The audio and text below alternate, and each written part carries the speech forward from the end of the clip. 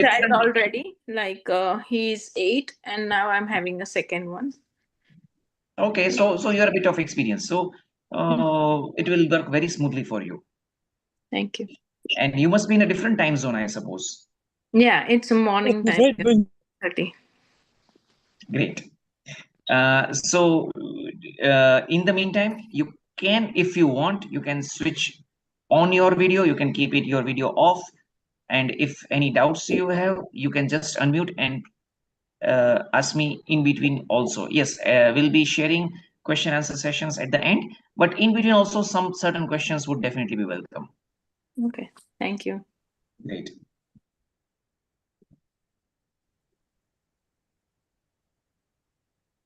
So now we have a few more. Great. We are just holding an informal introduction, and we all know we had just a talk with one of our attendees. Yes, sir. So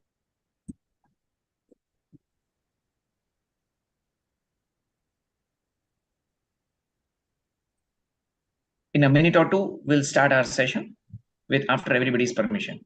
But no. Yes, 5 to 7% introduction, then you can start. But then basically, it's very good that you have volunteered for this third session on virtual medical education. And gradually, we are going to have more and more such sessions, which can be attended by basically for undergraduate students. But then, if those people who understand English, they can also join. But later on, we are going to hold simple English also. Yes, we for awareness programs we can also have sessions in Gujarati and Hindi, at least for our country.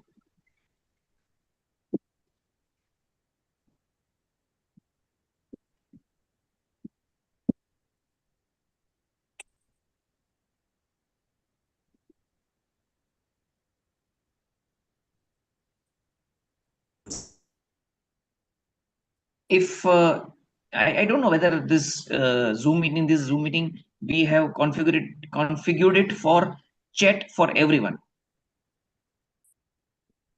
If it is acceptable, we can move, or we can just switch on the chat for everyone tab, if such a thing works.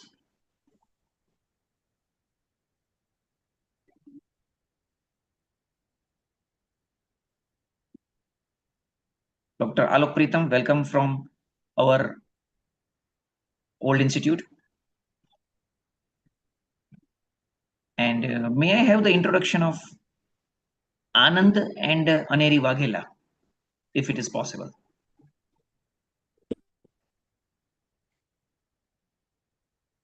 If they are speaking, please unmute yourselves.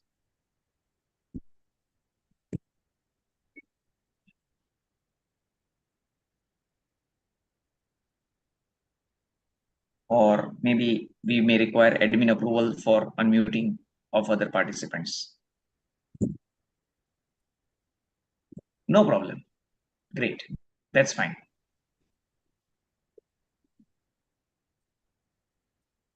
Great. So Anand and yes, Dr. Shailesh Bhai, we know you from our institute. Welcome.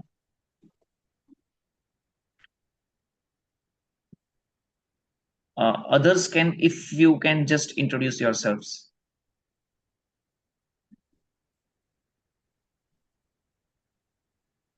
Narendra Bhai. Yes, Alok Bhai. It is an excellent initiative, and we are thankful to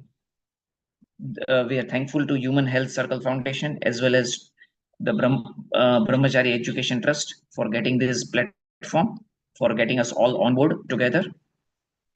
And it's actually the brainchild of our dean sir, Dr. Rajesh Mehta. So we would like to thank him for such a lovely and such a unique initiative.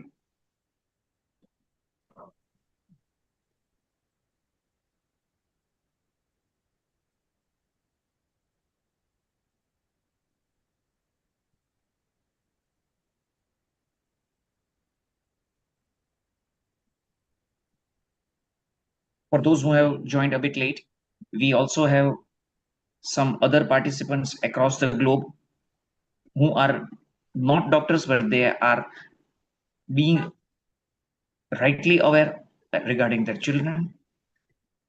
So this is a wonderful initiative which can help one and all.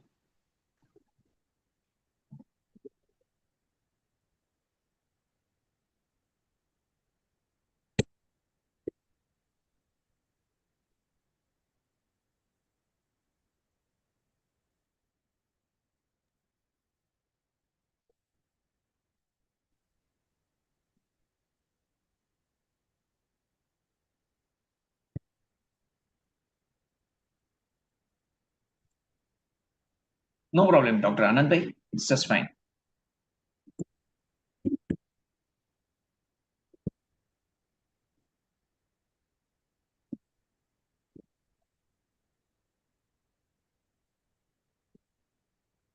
Now, should we start our session or we'll wait a minute or two more?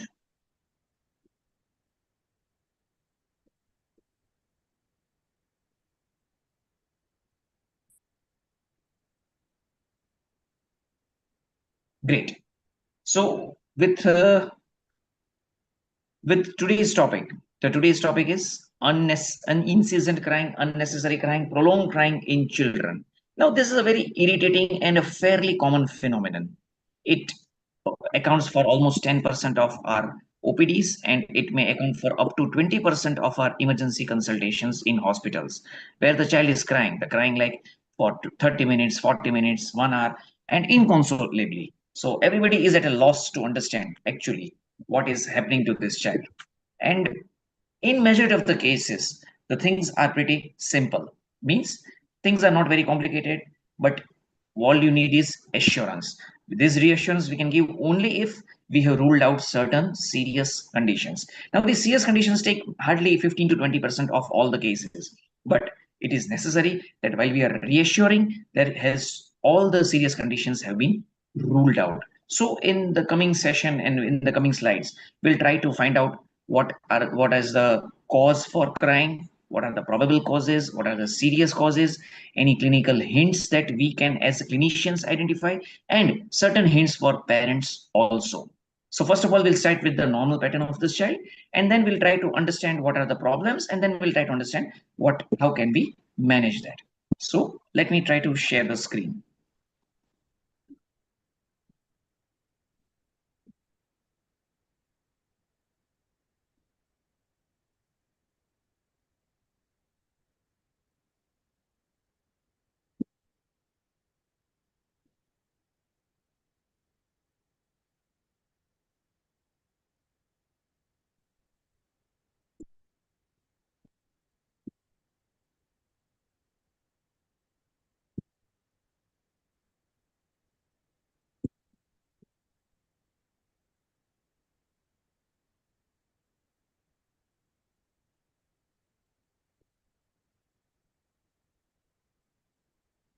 I think the screen is visible to all. So can we proceed, admin?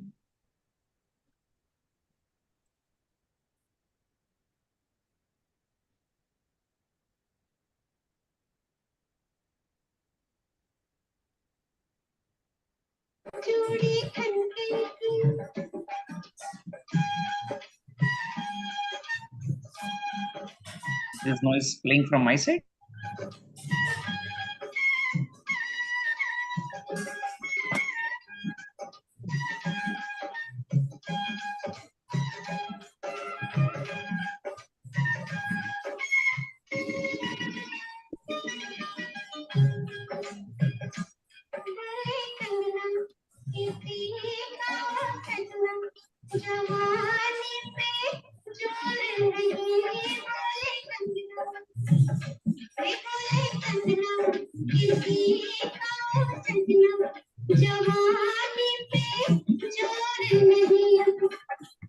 We have a technical issue here.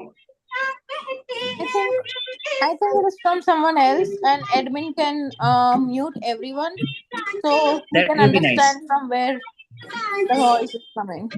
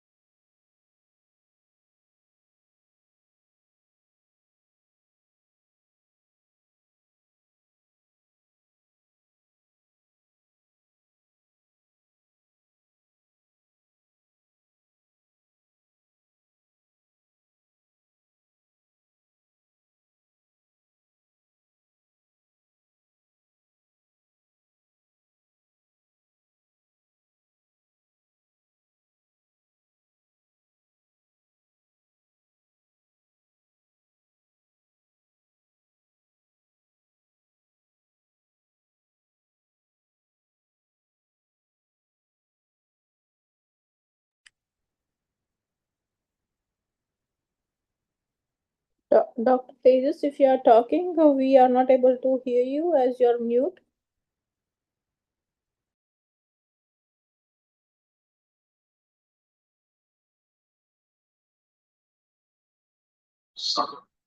Tejas sir, can you please unmute yourself?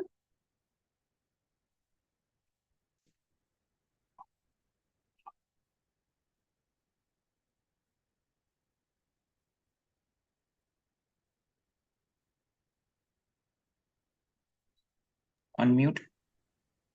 I think now.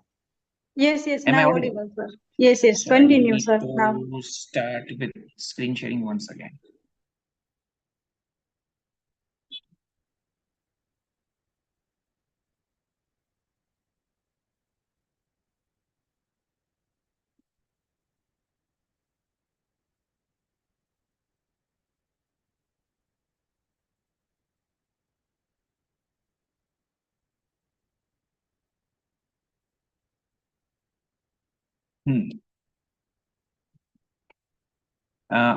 Is my voice?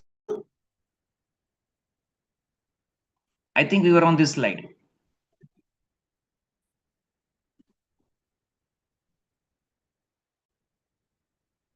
Am I audible? Yeah, you are audible now. Okay. But somehow I lost control of my pen pointer, which usually I have during such screen shares. Anyway, that's not a big problem. It's okay. So what I was trying to say that it starts from around 2 weeks of life, the crying pattern. It reaches a peak around 1 to 1.5 months. And after 3 to 4 months, things settle out. And then the incidents become relatively less common. And the average sleep time, a newborn sleeps for most of its day, 16 to 18 hours. Gradually, the sleep requirement goes down. And after 3 months, the child is usually tired after 2 hours. So till 2 hours, the child play, sing, do some reciprocative movements. And then after 1.5 to 2 hours, the child will naturally tire out. And even if at this time, upon stimulating the child, then this child will go into this excessive crying stage. So what is the definition? Actually, there is no consensus, but what we have all thought is we will follow a rule of 3. Means it has to be more than 3 hours a day. It has to be more than 3 days a week. Means it is not that it's just in a week the child cries for 3-4 hours and then the child doesn't cry for the next 10-20 days. Then you don't call it as excessive crying. So it has to be more than 3 hours a day. It has to be fairly persistent, means almost alternate day, and it has to be prolonged for more than 3 weeks. So this is a rule of 3, which we'll try to label it as a case of excessive crying. Other all cases will go into the routine crying, which is not a problem. The incidence is fairly common. Now, what are the causes? So the commonest causes, and this will account for almost 90% of all the cry cases, will be hunger, thirst, soiled or wet diapers, too hot or too cold. You suddenly shift a child from outside atmosphere to a AC atmosphere, or from AC in India right now, in Gujarat. You just keep the child out for maybe even 10 minutes, then the child will start crying because now the child is feeling too hot. If the child has serious distension, he wants to plus flatus, but he hasn't plus this flatus, means gas something like that. So if the flatus is not passed, then again the child will cry. The child can cry just because of loneliness. Somebody has put him in a room and people think that the child is sleeping, but then the child wants some attention. So in that case, the child will cry. A sudden or startling movement, means if the child is sleeping or playing peacefully and then suddenly the cooker whistle rises or the door slams, some outside vehicle gives a big horn, then the child will startle suddenly and then will cry for maybe an hour. Or if the child is excessively tired, once again, that is a cause. And the child, simple, in some cases nothing, there is no problem, but the child simply wants attention, the child simply wants to be held. Even if you keep him on the bed, the child will start to cry. But if you just hold him in your arms and just swing a bit, and the child will peacefully, he will leave, but then he will just look at you because the child is wanting to be held. This is an attention seeking, but then that's normal. That's normal for this child. We have a huge list of in if I list this system wise. For medicos, this is very important. You may be asked an MCQ in the exam, but we don't want to go through the entire list. We just see the common important ones. One is corneal abrasion, means something has fell into the eye. The commonest thing which will fall into the eye is the child's own upper eyelash. Sometimes what happens, the child is rubbing his eyes, and then because of this rubbing, one eyelash gets loose, and then that gets into the conjunctiva or cornea. This is a constant state of irritation. The child will cry like anything. Actually, it is just a hair which has fallen, the child's own hair which has fallen in the eye. Sometimes it can be a foreign body. Sometimes it can be acute otitis media. This is very important. This we need to rule out. Now, this acute otitis media will not usually occur suddenly. There will be a prodrome of rhinitis, means there will be some sneezing, cough, and then the child will have fever, and then the child will have severe pain in the ear and will cry like a lot. So these things, rhinorrhea means sneezing, a bit of cough, a bit of, and then crying, this should point towards otitis media. Nasal congestion is a fairly common thing, most commonly seen in winter. And then we have one bronchiolitis in which there is a spasm of the lower airway, in which the child will cough. It will have a very severe cough, and then the child will also cry like anything. So these are the two medical conditions, acute otitis media and bronchiolitis, which we always like to look for and which always like to rule out in a child with excessive crying. Other common is intussusception. Now, this intussusception, if you are a medico, this is an entire new topic for itself. We'll try to take this session sometime, anytime in. For parents and non-medicos who have joined this group, intussusception is simply a very tricky or a very serious cause of intestine being obstructed. Means now the intestines have gone on some strike and they will not respond, and this is a there is a surgical emergency. However, sonography will always help it out, so this is not a big problem. Even if it occurs, it can be managed easily. The other things would be GERD, that is your reflux, that is called it as eructations, colic, which is fairly common. The child can also present with urinary tract infection or some genital infection or some genital insect bite. So this is a fairly common thing in which the child can have some problem over the genitals, some insect has bitten over the genitals, and then the child is crying like anything. Another things would be cerebral palsy, meningitis, hypoglycemia, dehydration, which will be obvious from the clinical examination. So we don't want to go into those details. One important thing here which I have seen quite often in my practice is a digital tourniquet. Means in which some very thin hair or a very thin strand of cloth, means this strand of cloth has just rip off from the child's own covering or the child's own goldi or something like that, or the caregiver. Now this is very thin and this is very invisible, and somehow this gets wound around the toe or thumb or finger of the child, and then happens there is a vascular congestion, and then the child, this becomes very swollen, very red, and the child cries and cries and cries, and if you don't look carefully, you will miss.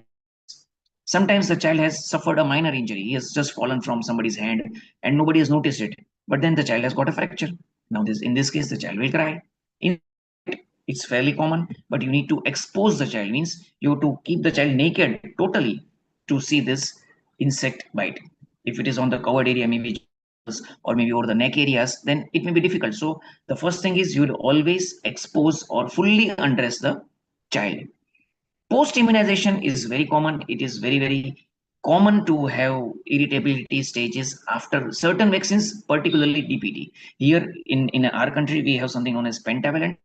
In the Western countries, you have something known as acellular or painless, in which such cases are relatively less. But in India, our DPT vaccination is known to cause irritability. And then diaper dermatitis is a fairly thing, but the diagnosis is very obvious. You just have rashes around the perineal area. You have tubes and soothing ointments for that also. So how do we approach such a child? First of all, main thing, first and foremost, our target is to rule out serious causes. Means we want to separate those benign from the serious causes to identify this. And after we are sure that it is not a serious thing, we would just like to guide and counsel the parents. So the important thing is history, physical examination.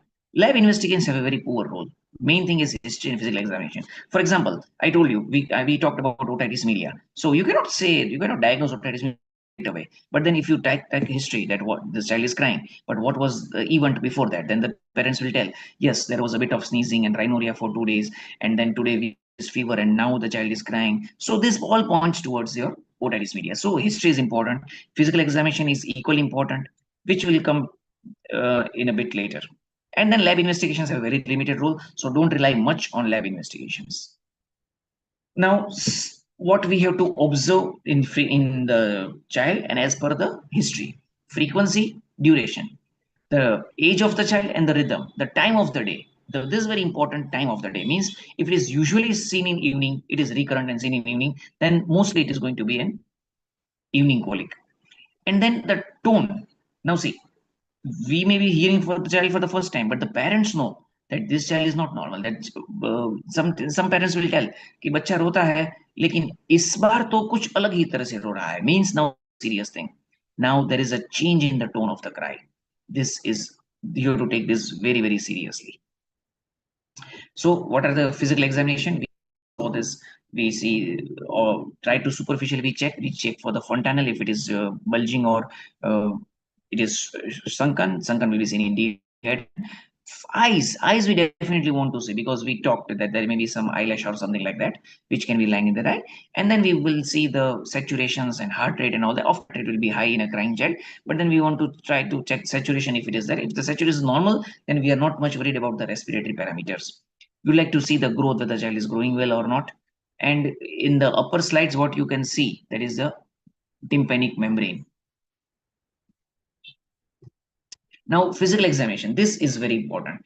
Stomatitis is a fairly common thing, particularly for those children who have bottle feds. So children who are not breastfeeding, who are fed by spoon or katori or bottle, they can have stomatitis. And thrush is very common. Thrush means a typical fungal infection in which you don't see fungus, but you see white patches over the tongue and inner part of the cheeks and palate. Now, this is a relatively common, but it is very, very evident. So you need to just thrust open the mouth. You just hold both the cheeks firmly, and then the child will open the mouth, and you see if there is white patches, it's thrush. And then you see the lungs for this bronchiolitis or pneumonia. Consider this SVT and heart failure are relatively rare, so we don't want to go into those details. And abdominal mass. Now see, abdominal mass is difficult to see for junior clinician, a clinician who has just come into practice. It's a bit so difficult, but abnormal abdomen will always give a hint. Abdomen is not normal. It is either very taut, or there may be some swelling, or the child has not passed stool, or maybe the child has passed red colored stool. Now this is a sign for intussusception.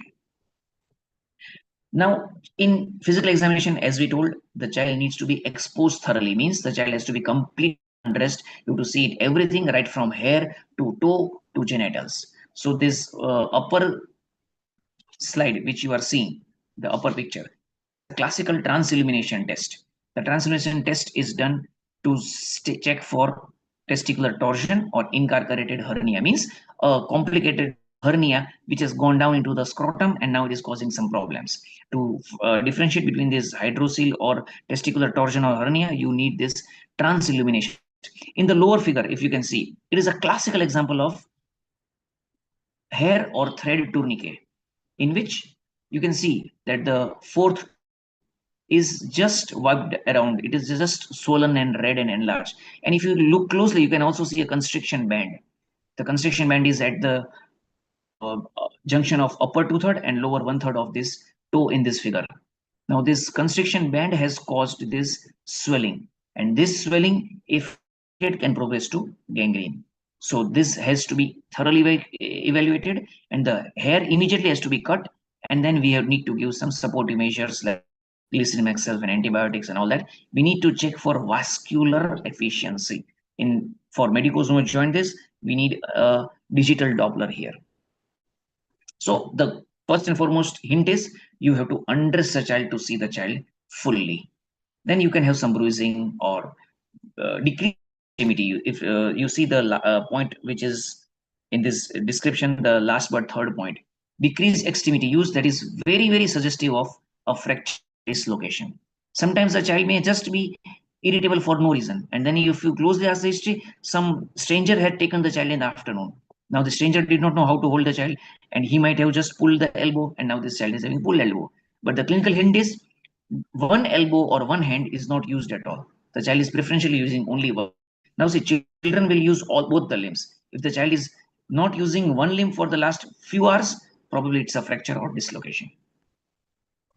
So investigation, as we talked, it doesn't have a significant value. Yes, if you think that there is some chest infection, then you can always go in for X-ray. For intussusception, which is another a very interesting topic from my side, will need a USG abdomen, and the USG abdomen will 100% pick it up.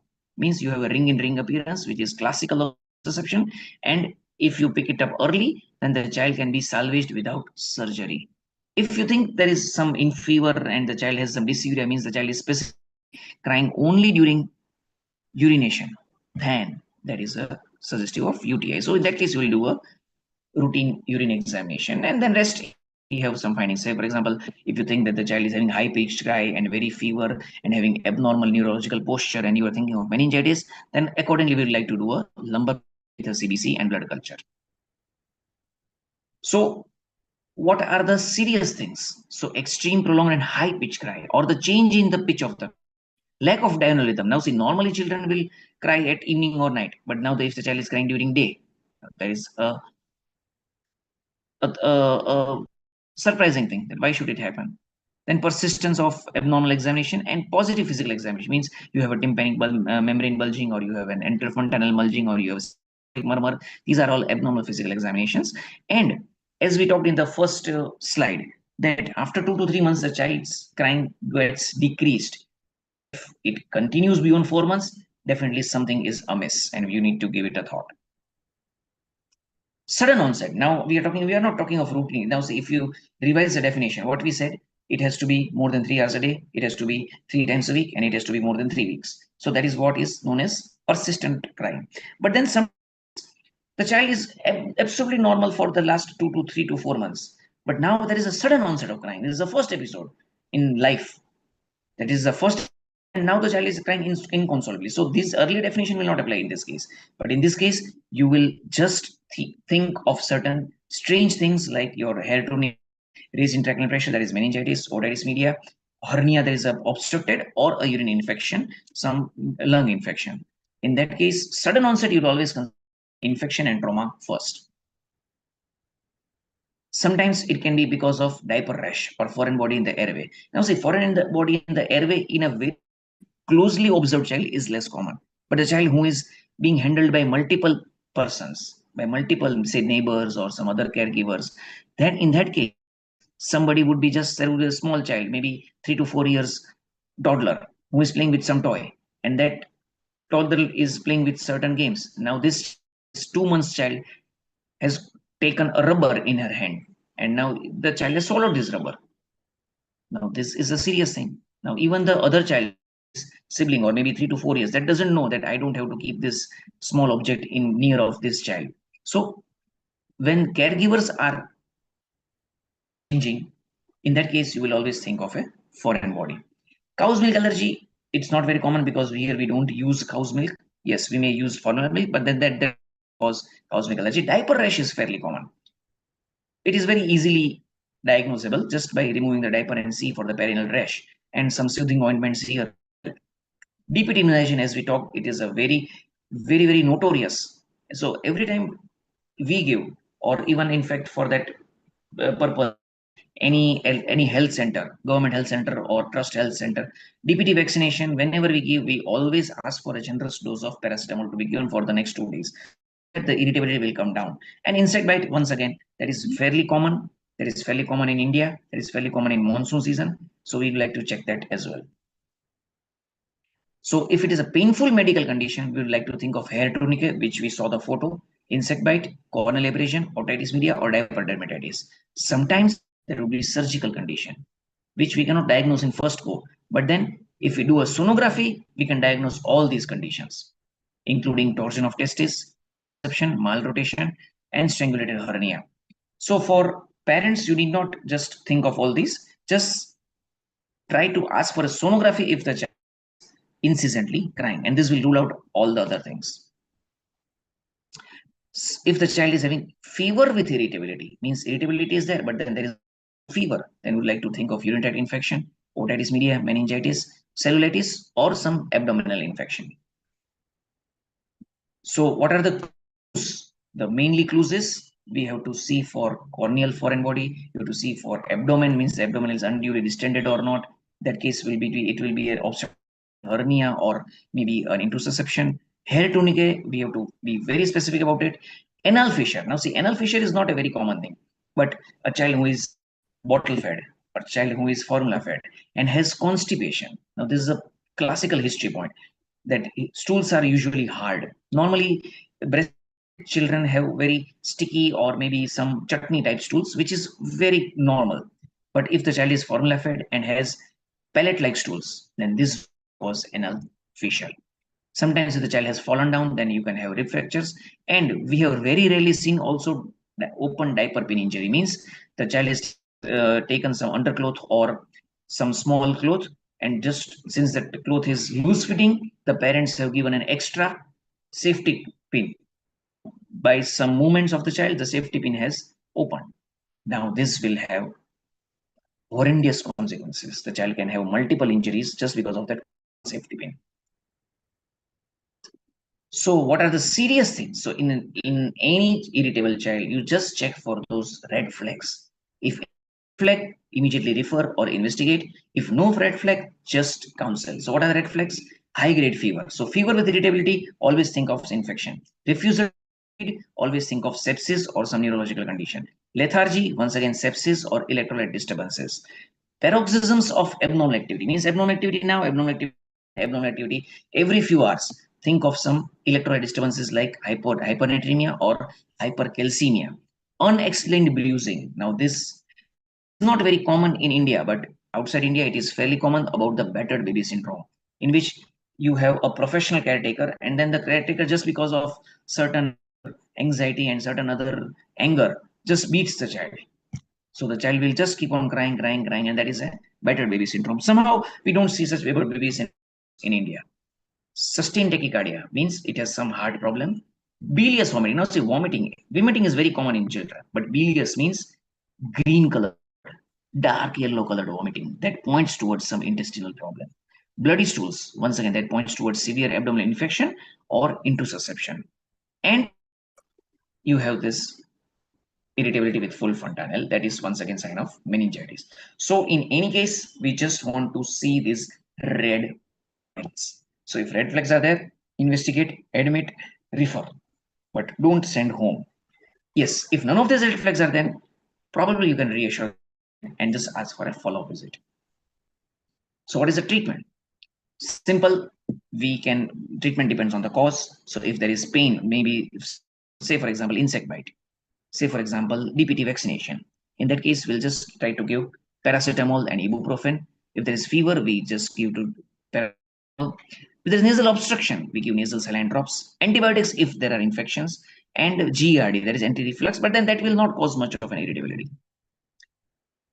Some medicines which are routinely used, but they don't have any scientific evidence, but then they are mostly abused or overused drugs. The prototype is dicyclomine, which is an antispasmodic, which is thought to relieve the spasm in the intestine. But this will work only if there is a very severe spasm. In routine cases, it does. Similar case with simethicone, similar case with phenyloil and diloil. And we have enzymes which are very popular. Every company now and then markets it, and it is widely used, abused drugs, in which enzymes that somebody instills in the mind of the parents that बच्चे को पाचन नहीं हो रहा है, your child is not able to digest your food. How is it possible? The child is gaining weight, the child is passing urine, the child is passing stool, the child is being happy for the rest of the day. Then how can there is a mild digestion? But anyway, these are the most commonly used drugs. On a side note, these are not serious. So even if you use dicyclomine or even if you use simethicone, even if you use enzymes, they're not going to harm the child. Of course, they're not going to benefit the child also, but then there's not going to harm the child. And then the hypoallergenic formula, but then that is only on a case-to-case basis, not as a blanket therapy for everyone. These were routinely tried in developed countries, but somehow they have not stood the test of time. and they're not available in India right now. But then in Western countries, there is an extra fed of giving formula feed. So if you're giving formula feed, then you may need to give such probiotics. But in India, we are largely reliant on breastfeeding, and due to breastfeeding itself is a very good probiotic, so we don't need probiotics. So it is not available in India. That's just common logic, not an issue. So these are the home remedies which people have tried, but they are best avoided. They are best avoided if you are going to give any extraneous things to the child. Say, for example, this gripe water and this osambu, and we have lots and lots of Ayurvedic and homeopathic preparations. Most of them are of no use. These calming procedures, that prone positioning is very, very nice, because prone positioning helps to get rid of the extra gas which the child has. And we saw in one slide that extreme flatulence can cause irritability. So prone position will get all these flutters relieved. The child pass flutters and then child will soothe. But point here to consider is the child should not be prone unsupervised. Means if you are keeping the child prone यानी उल्टा अपने पेट के ऊपर, अगर पेट के ऊपर रख रहे हैं, if you are keeping the child उल्टा, keep the head to one side like a frog, and always have somebody to observe this child, because if the child somehow moves and moves his head from sideways to center and somehow drops his head, and he will suffer from nasal block and the child will die asphyxiated. So this sudden infant death syndrome, SIDS, is more common in prone position. So prone position is helpful when the child is crying, but always do it when you are directly observing the child. Don't do it for an unobserved child. Yes, warm compresses and abdominal massages may be very useful, especially in case of DPT vaccination.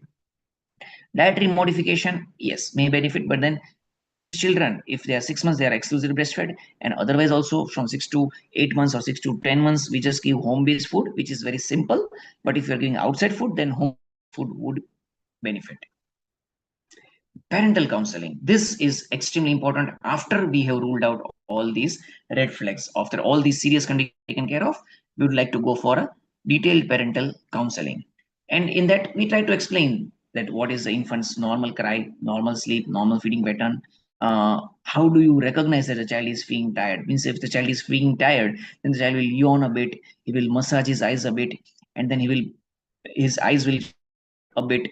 That means in this stage, the child wants to sleep. Encourage sleep in this stage. If you still want to take this child out and do some activities with this child, then this child is going to cry. Avoid excessive stimulation. So avoid excessive light, excessive noise, and excessive handling. Aim to settle for all sleep in a predictable way. Means every pattern has to be predictable. This is a sleeping room, this is a sleeping environment, this is a sleeping temperature. So if it is predictable, the child will sleep. Now, this is something known as what we call it as conditioning reflex. If you have any medicos here, they will be able to understand that every reflex can be conditioned. Same way, the child it's conditioned itself to sleep. So we just want to keep that protocol. Darken the bedroom for daytime sleeps. Yes, it's routine in India. We just take on the curtains and then we also keep the noise to the minimum level. And respond before the baby is too worked up. So don't try to indicably fatigue the child. Yes, if the child is fatigued, let the child rest. It's okay. We are not going to go for any Olympic medals here. What are the soothing strategies? Swinging the child, simple in the arm will do. Blanket, wrapping the child adequately will give him a very big comfort. Music, some soft music will be good. Some teddy bears, some swaddling, means you just try to talk to the child, or just simply massage the child very slowly, or singing to the child. Yes, in India we have all types of loris and lullabies which we sing to the child, and then once again this lori and lullaby will work as a conditioned reflex. This is the classical which we wrap the child. If you look closely, then from A to B we just have put in one hand, we have just kept the other hand out. You can see in the C. We don't tie both the hands in one go. With one flap we tie one hand, with the other flap we tie other hand, and then from the lower flap we try to put the rest of the body. Put this flap beneath the child's own weight. So just if you lift the child will be unwrapped automatically. So strategies: try to identify the cry, try the obvious, speak softly, hold the arms and baby to avoid startle. Don't just roughly handle the baby. Pick him up, try massaging him, and try to sing to this baby, walk with the baby, use some soft motion or some soft noise so as to wake the child up if the child is going to wake. This acronym will be helpful for infants as well as for mothers. For children, what do we take care? We take care of the regulation, means regulation of environment, means we try to see that the child is not too warm or too cold, the child is not too dry or too wet. So that is what we mean by regulation. Entrainment, we just want to keep the child in a particular trained, means in a particular pattern if possible, and touch. This is for infants. For mothers, what we want to do, we want to reassure them, we want to help them that yes, we are with you, don't worry, anything happens, we are just here. That is your empathy. We try to give support that if you are fatigued, then you take some rest, you take some time off work, some time we'll take care of the child, sometime you take care of yourself, and time out for both the parents, means you can use some nanny or caregiver in which both the parents relax them for themselves also a bit, because an anxious mother will always end up in an anxious child. An anxious child will not necessarily have an anxious mother, have an anxious father or an anxious grandma or something like that, but an anxious mother will necessarily result in an anxious child. So mothers also have to rest. So how do we summarize our session today? It's commonly benign, which we saw that 80 to 85% are just normal.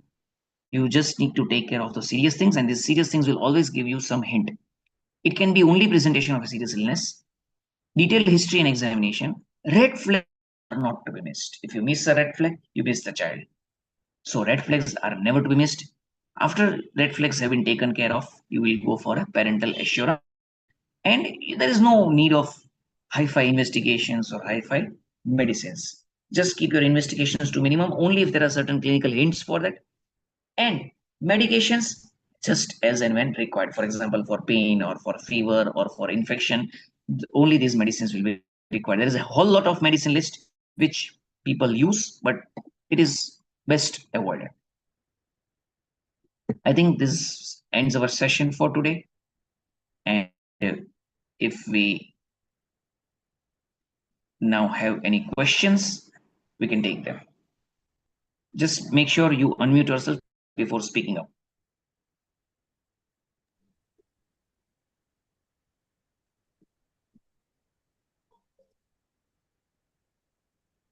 Ashwin bhai, welcome.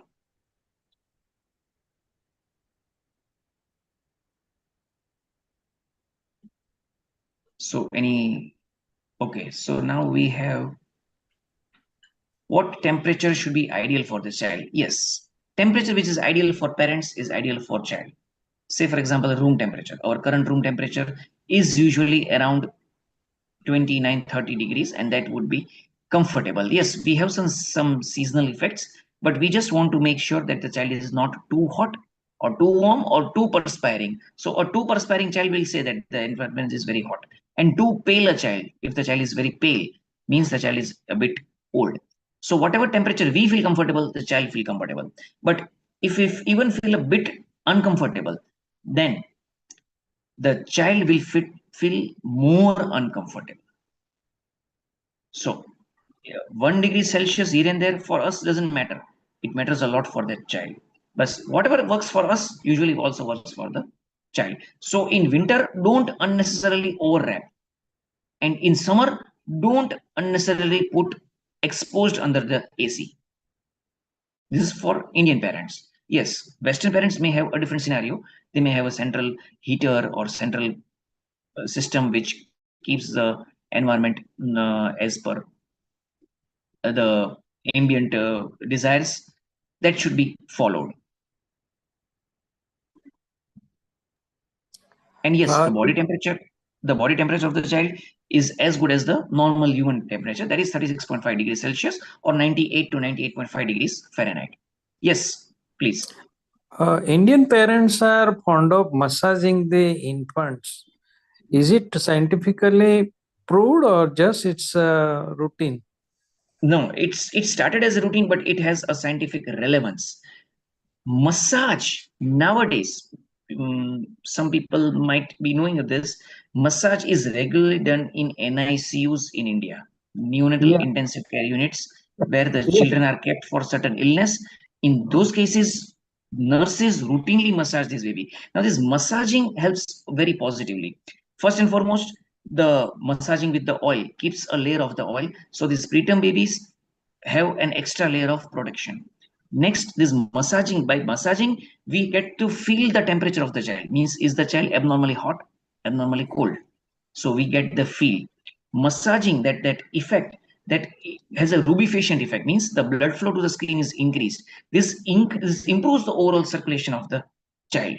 And the sensory stimulus, the child is sleeping. He just has two things mainly. One is hearing, one is sight. By massaging, you are also involving a sense of touch, because taste is not going to develop. The child is always going to take mother milk. So taste is not going to develop at this age. But this touch will have a beautiful effect on the sensory stimulus of this child. So the synapses in the child, see, the child's brain is already grown, but the synapses are growing every second. Every second, this new and new synapses are getting. So the more the stimulus the child gets. Now, see, certain an extension to this phenomenon. If we have observed that certain children, when they're exposed to 10 languages, 6 languages, 8 languages during the first 3-4 years of life, they learn every language. We usually are exposed to 3 languages, so we know 3 languages. But if were we exposed to 7 languages during those first, second, third year of life, we would also being expert in 7 languages. This is just because the synapses are very, very fast in the first years of life. So this touch also gives a good synapse response.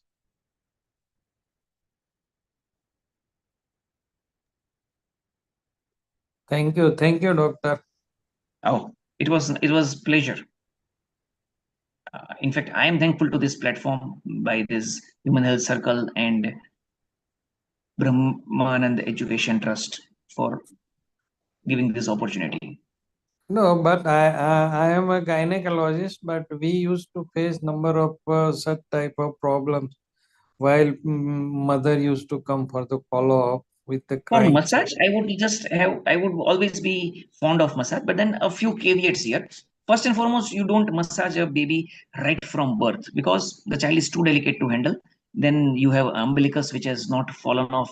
You may have still a chance of sepsis in the Generally, umbilicus. they advocate after 3 months, after 3 or 4 months, generally. Yes. Then massage is very beautiful up to, say, the child learns walking or something like that. Up to 8 to 9 months, they can safely continue. And yes, And one more thing which I forgot, mother bonding. Bonding yes. of the mother with the child. Excellent, beautiful. And this second question, common questions we used to face is the frequency of passing stool. What is the normal frequency and how much is the quantity? The frequency is highly variable. So it is a very big answer, starting from once in 9 days to 10 to 15 times a day. So the range is very big.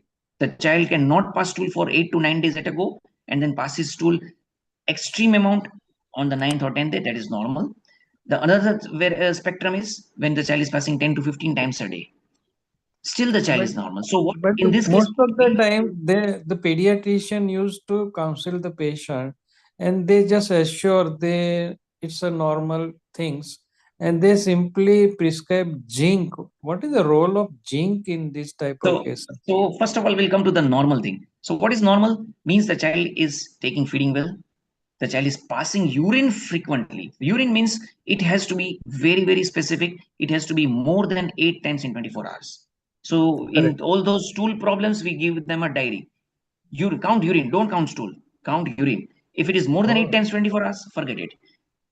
Weight of the child every 7 days. Every 7 days, the child should gain weight. There is no point in seeing weight daily.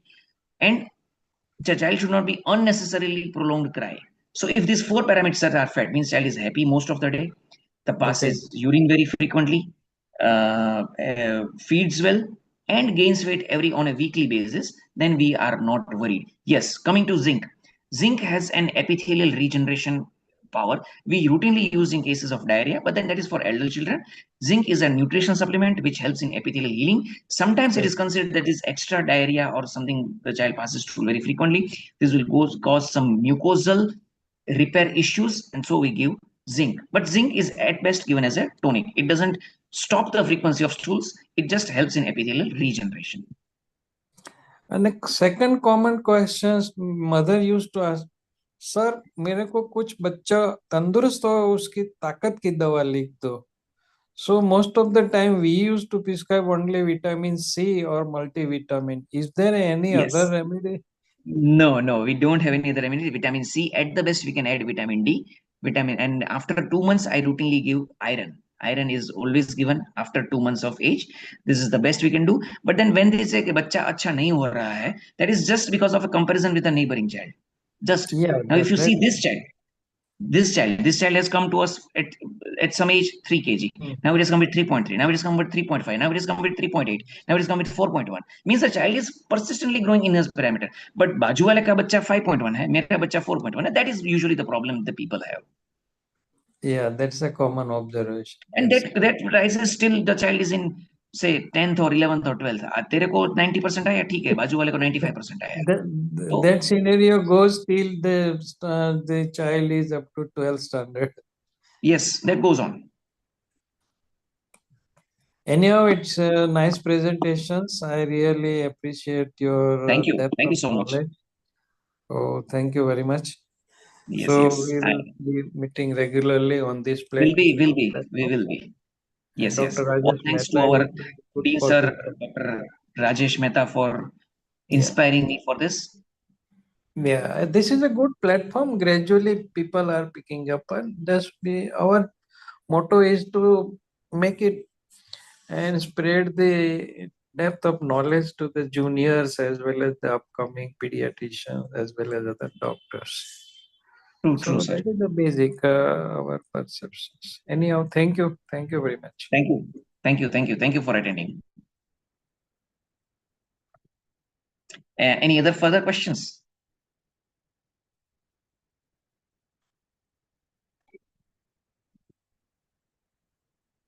Great. So I think people have started leaving.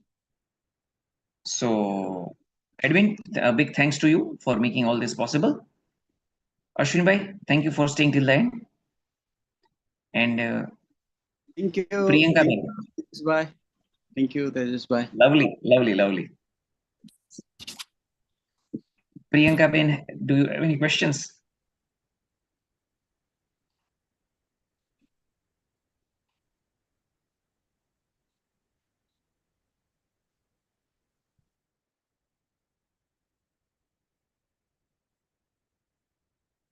So should we leave the meeting?